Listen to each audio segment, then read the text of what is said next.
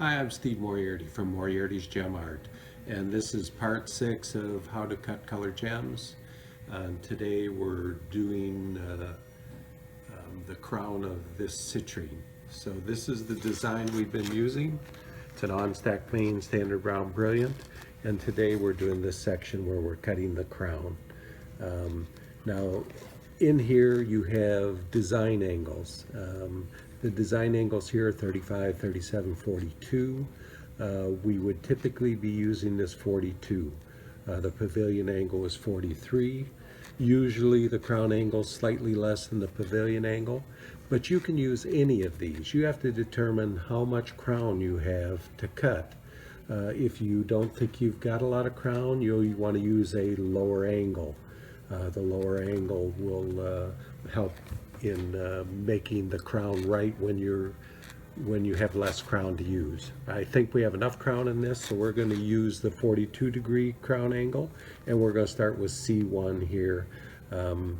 Gives us an angle of 49.4, and here's the indexes. So our crown angle is 49.4, so we're going to set this to 45 and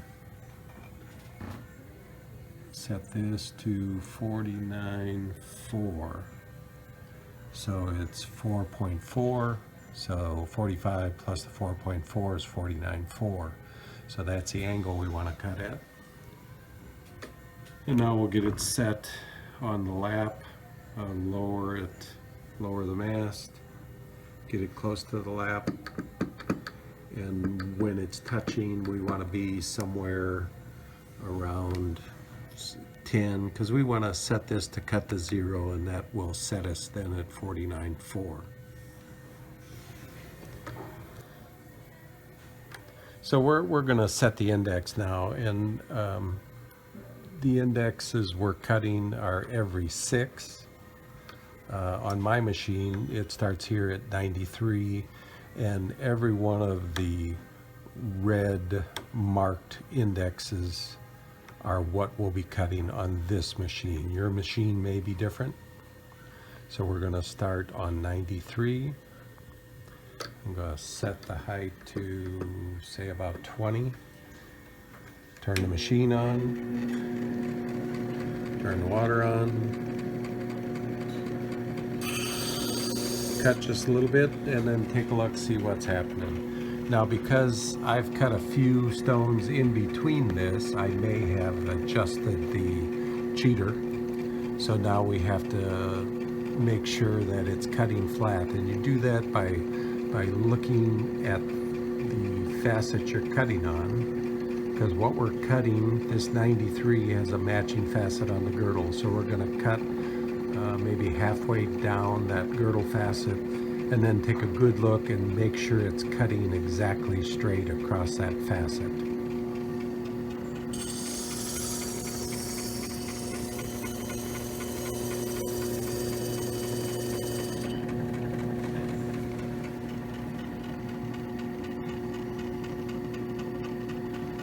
So far it's looking good, but until you get down to what your normal girdle width should be, it'll be a lot easier to tell whether we're running straight. And once you do 2 or 3 facets, it becomes even a better indicator of whether everything is cutting straight.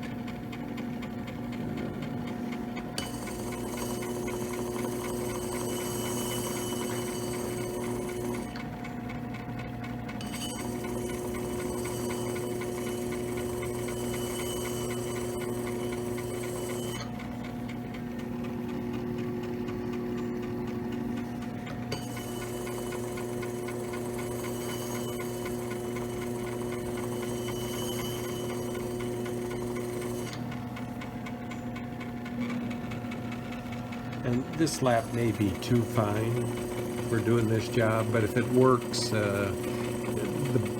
it's easier to polish if you don't cut with too coarse a lap. But you have to determine just at what point is speed better than cutting a little too coarse. Usually you'd probably want to use a coarser lap This particular lap being slow helps me make sure that I am straight, but I think once I decide I'm straight, I'm going to go to a coarser lap, make this a lot quicker. So I think it's straight, and I think it's time to go to a coarser lap.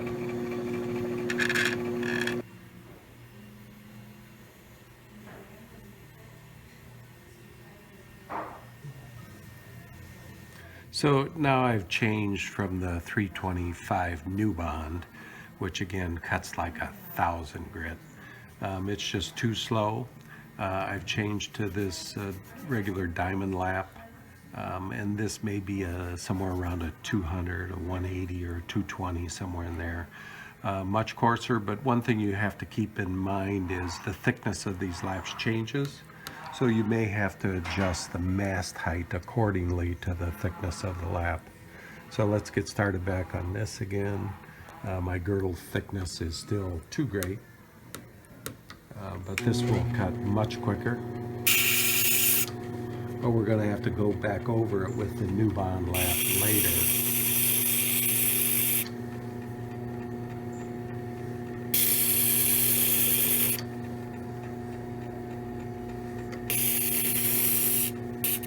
So if I get this to accurately cut to 0, then I can go around the whole stone. I want to get my girdle thickness right. So, and I'm pretty much where I want to be right now. So this is just about the girdle thickness I want. I do have to go over it with a new bond lap, so you need to leave a little extra than where you want to finish at. But now I can continue around and cut all the girdle facets. So I've got my cut, and it's set at 0, so now I can go, and if the 96 index, it's every 6 is what we're cutting. I'm going to use the 0 as my indicator. I'm not going to trust it 100%, but I'm going to take it down close to 0 and see how we're lining up.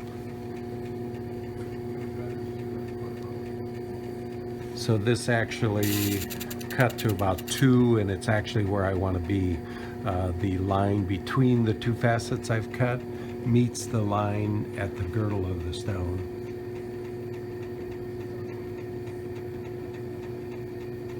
So now we can go on to the next, which is the next 6 indexes down. Knowing I went to 2, I'm going to stop a little short of that.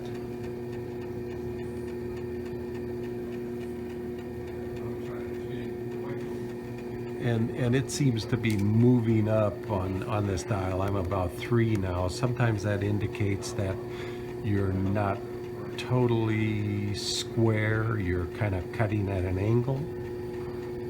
And by the time you get around to cutting all the facets, it'll be much thicker. Once you get all the way around the stone, you won't have an even girdle thickness. So I'm going to assume that's what's going on, and I'm going to change the cheater, and I'm going to cheat it a little bit to the right, not much, and hopefully that will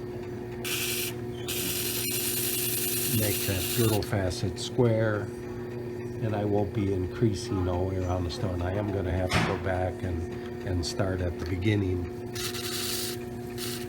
I'm going to set it to 0 and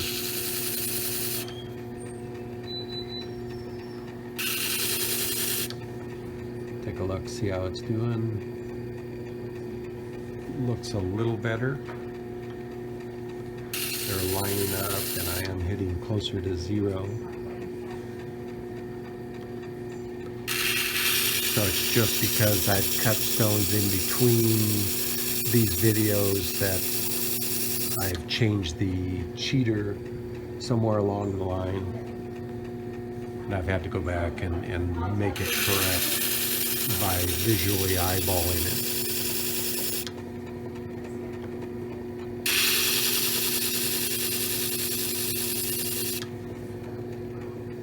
And they seem to be hitting pretty good, so I'm going to use 0 and assume we're correct, check it each time. Long as it's close, I do have to go back over this once with a finer lap so it doesn't have to be exact. So we've got it all cut. We still have to go over it with a finer lap. It's not perfect, but we've removed the material we need to, and now with the finer lap we can make it exact and get it ready for polish. So now I've changed back to the Nubon 325 lap, and we're going to go back over all these facets again. I'm going to start at 93. Again, we'll have to adjust the mast. Just hold it to 0 on the dial and just turn the mast down until it starts cutting. I'm going to go to about 3 or 4. I'm not going to have to take much material away from this to get it ready for polish, but we'll go one time around again around the stone.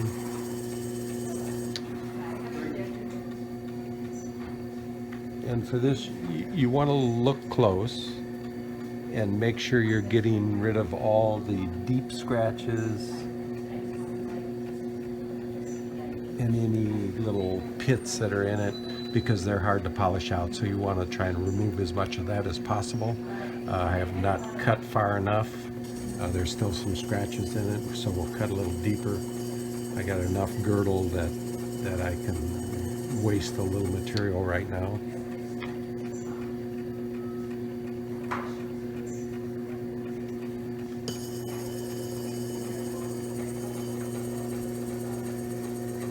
So I'm going to cut this to 0, and 0 is only accurate if you're cutting approximately the same place on the lap with approximately the same pressure.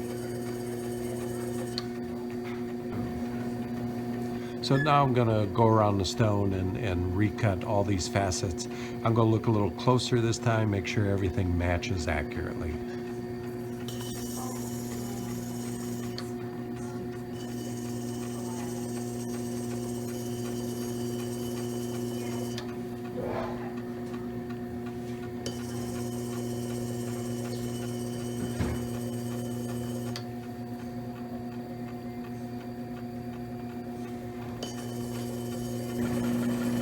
So this is an issue you're going to run into, and when you get all the way around the stone, the facets don't line up.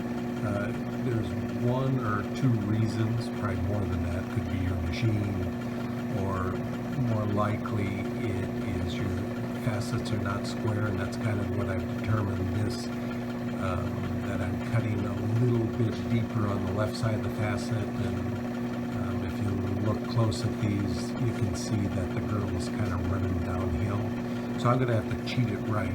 The other thing it can be is an accumulation of not exactly matching the facets. And if you don't get them perfect every time around, it can accumulate to the point that you end up with a mismatch when you're finished. So I'm going to take the index and I'm going to cheat it a little bit to the right, and hopefully that'll solve my problem. I'm going to have to go all the way back around the stone to cure this. So after cheating the facet to the right, it did cure my problem.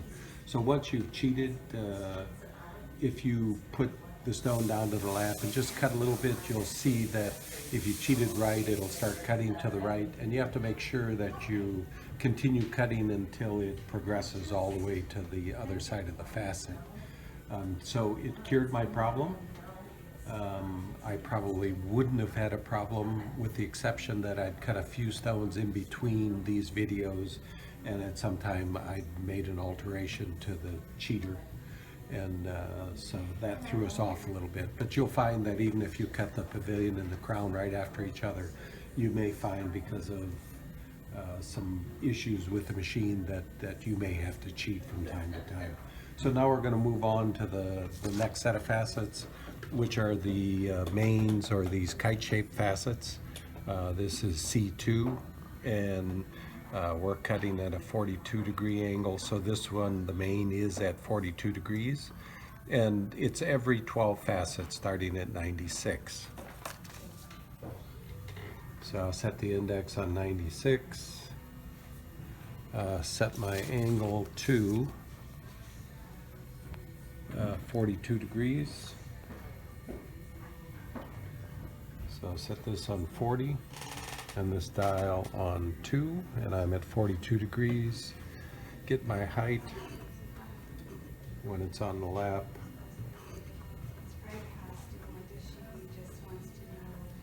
So I'll raise the mast a little bit.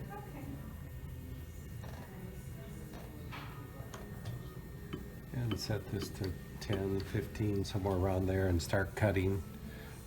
Checking. Often I don't want to overcut at this stage. So we're running the lap slow, checking often because we're trying to get this first facet set. Then we can go around the entire stone once we've got it.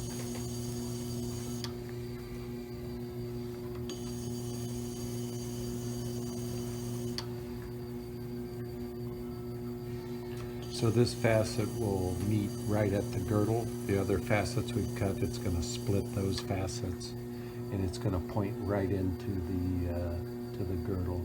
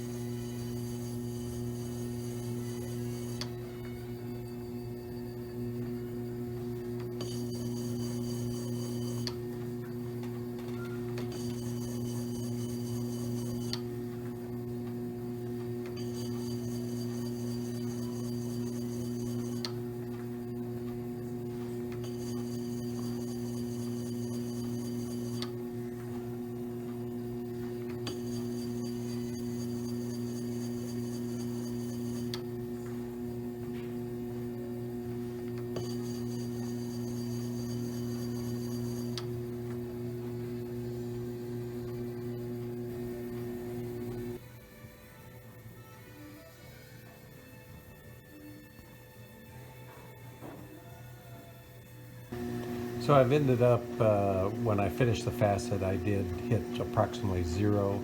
So I'll use that as my indicator. Don't trust it completely.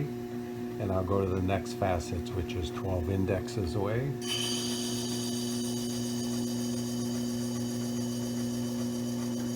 Once I get down to 2 or 3, I'm going to want to check, make sure I just don't want to overcut.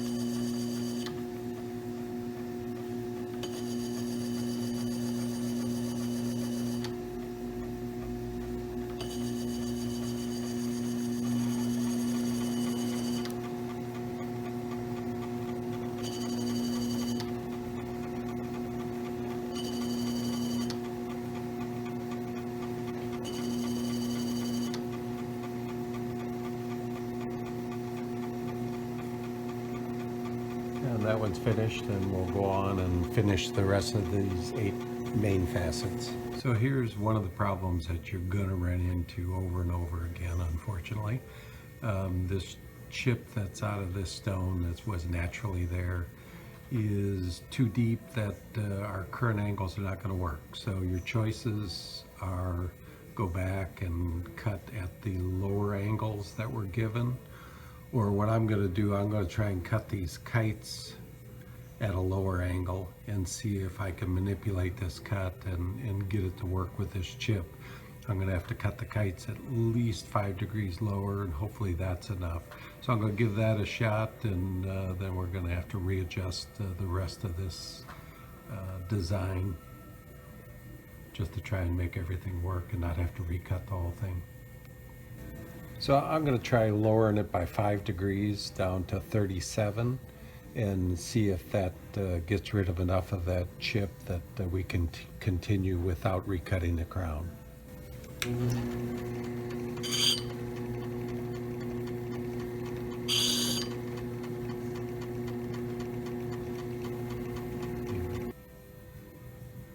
So you can see where I've started cutting, and lowering 5 degrees, we're cutting right on that chip. I'll continue to cut it, and this line's going to move all the way down to the girdle. May or may not work, so we'll give it a try. So I've finally recut the crown, and I've got the chip out, but it took a few steps. You're going to run into these problems because we started at the 42-degree design angle, and we had a chip right here, and the 42 was not enough to remove this chip, so I moved down to 37, went to these facets, gave it a try, and it still didn't work, so I dropped down to the 35 degree, and it's finally removed that chip, and we can proceed with the design. Now you can lower this even further. It will have not a great deal of effect on the brilliance. So our next set of facets, the angle is 19.8 degrees. So set this at 15. And there's 19.8. You'll have to raise the mast. Kind of lower it just above the lap and get it to where this is somewhere just above 0, and then we can start cutting.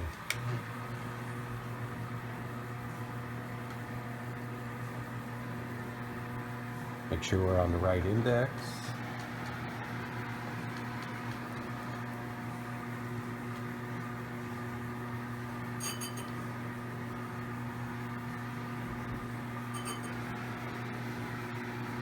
Just take a look at it, make sure everything looks good.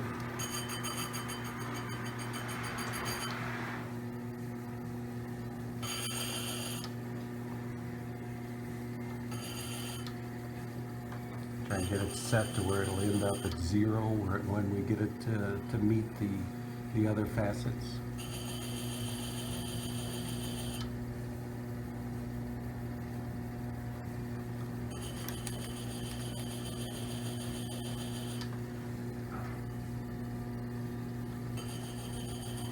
So we're trying to get C1 and C3 to meet.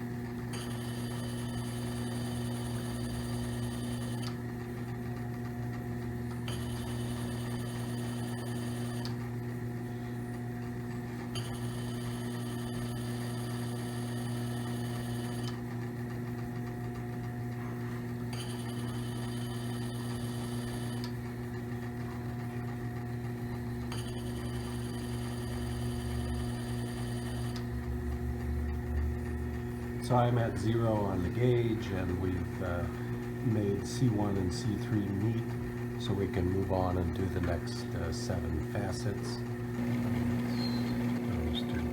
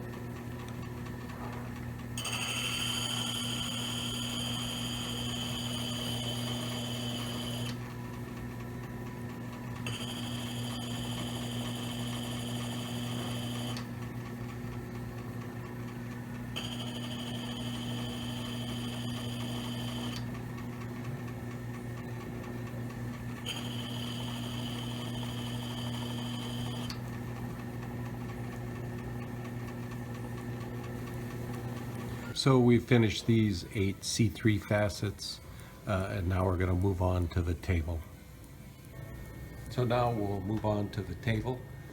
So we set everything to 0.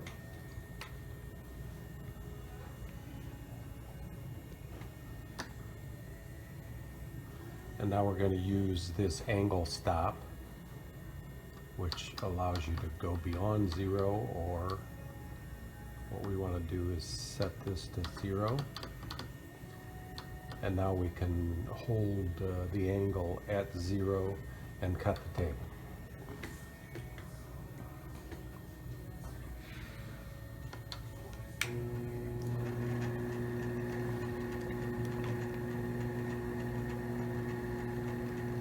So you want to hold everything firmly.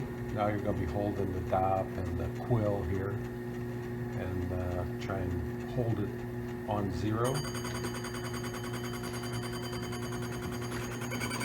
A little pressure on the dop.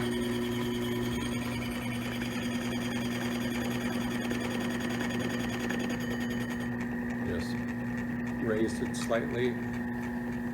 Take a look.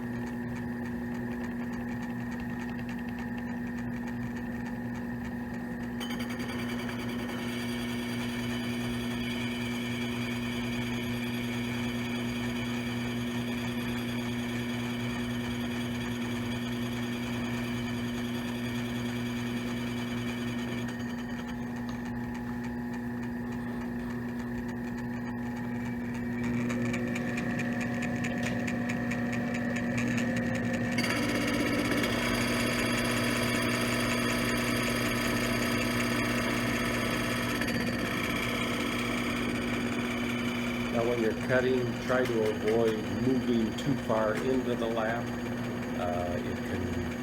If the stone catches, it can force the stone off the dop.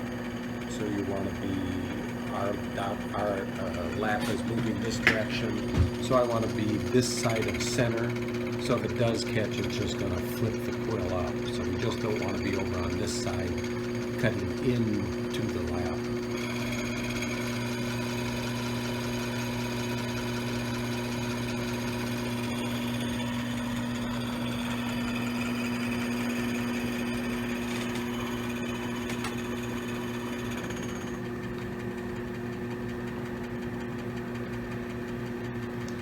So if you have a lot of material to remove, you may want to use a coarser lap. But if you can cut it with this lap, you won't have any of the deep scratches you're going to get with a coarser lap.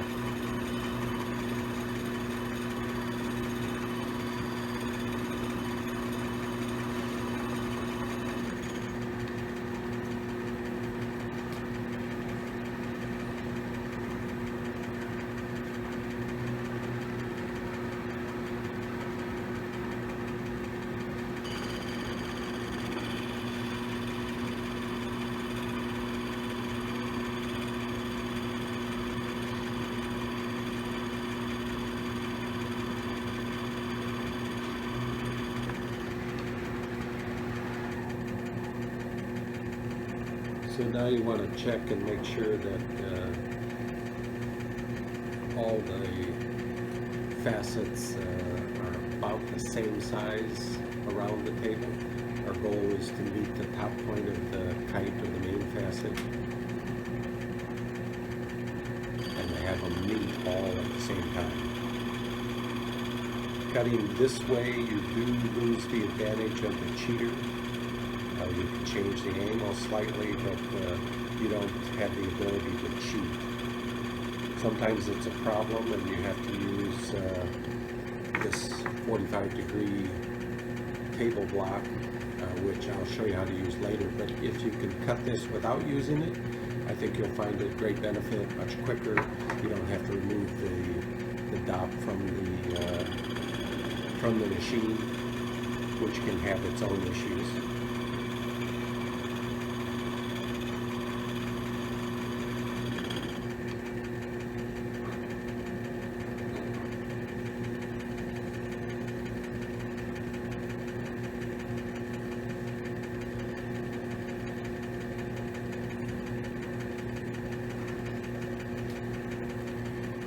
So it's getting close now, so you want to look more often.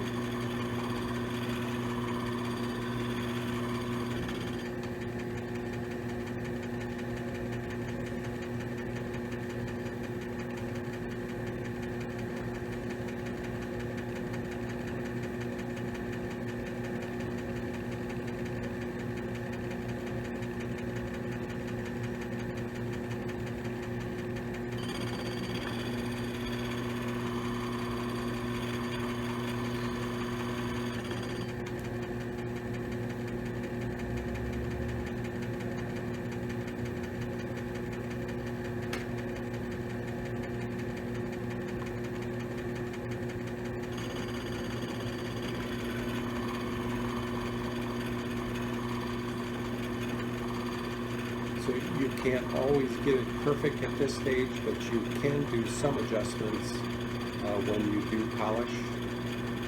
The cable breaks, you can make some adjustments to get them to close properly.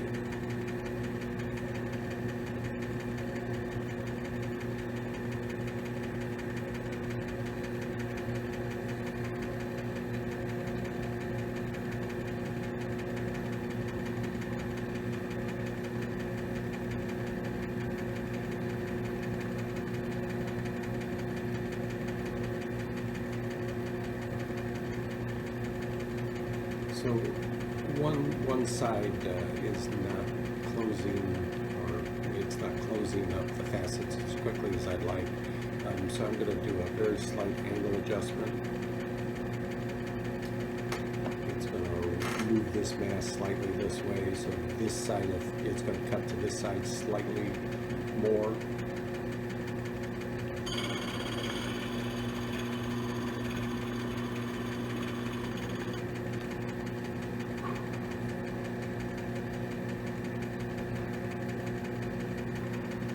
Ideally, you don't have to make these adjustments, but the machines aren't perfect.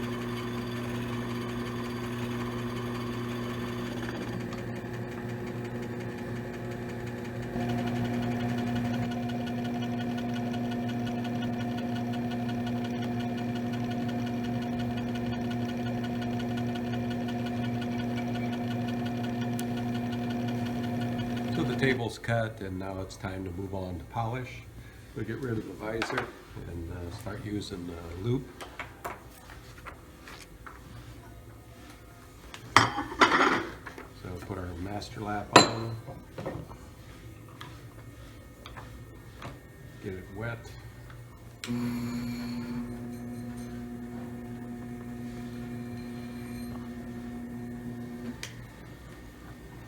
Put the spectra lap. Kind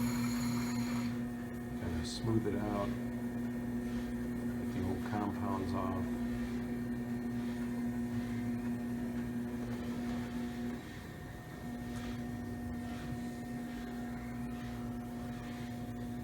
Get the drip down to very slow, just enough to keep it moist.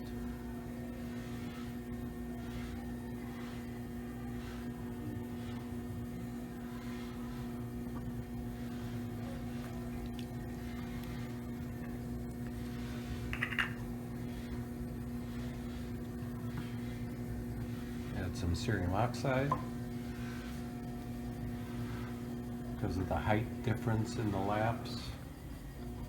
You're going to want to raise this first before you try and put it down.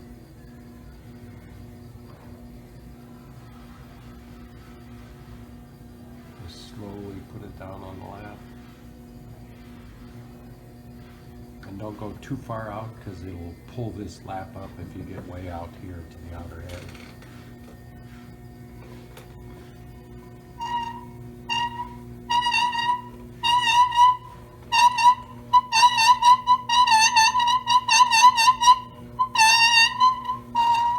Look, see if we're polishing correctly.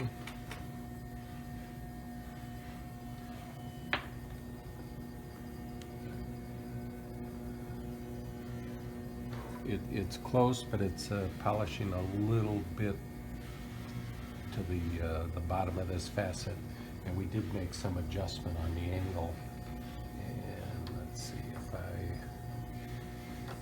I put it back to where it was, we're probably going to be right on the facet.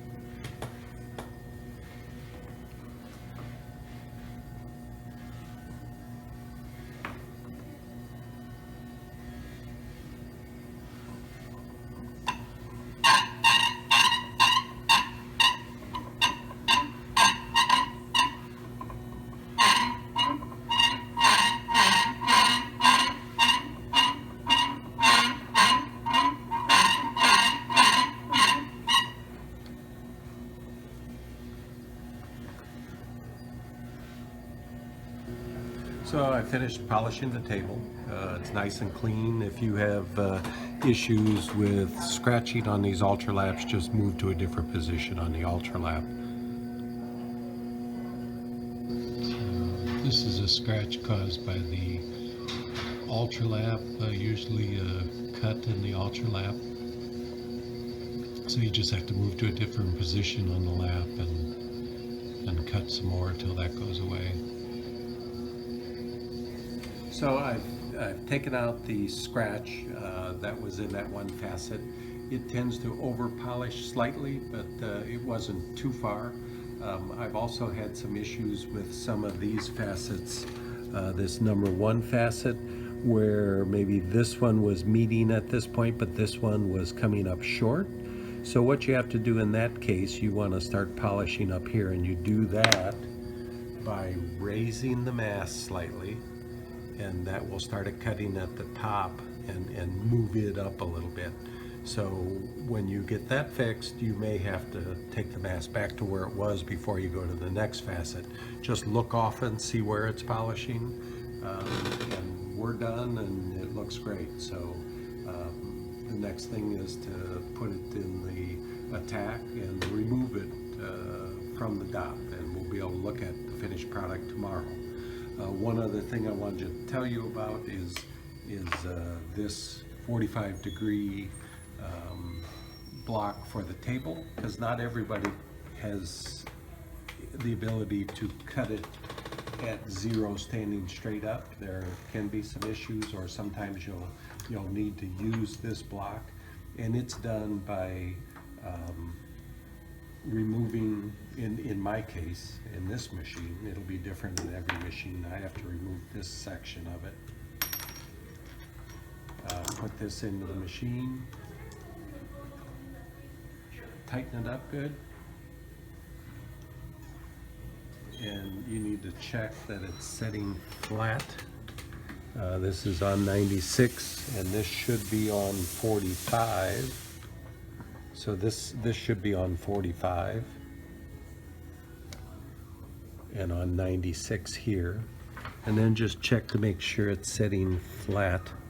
In this case, it's not quite flat, so you cheat it over, you look at this front and the side and make sure it's sitting flat.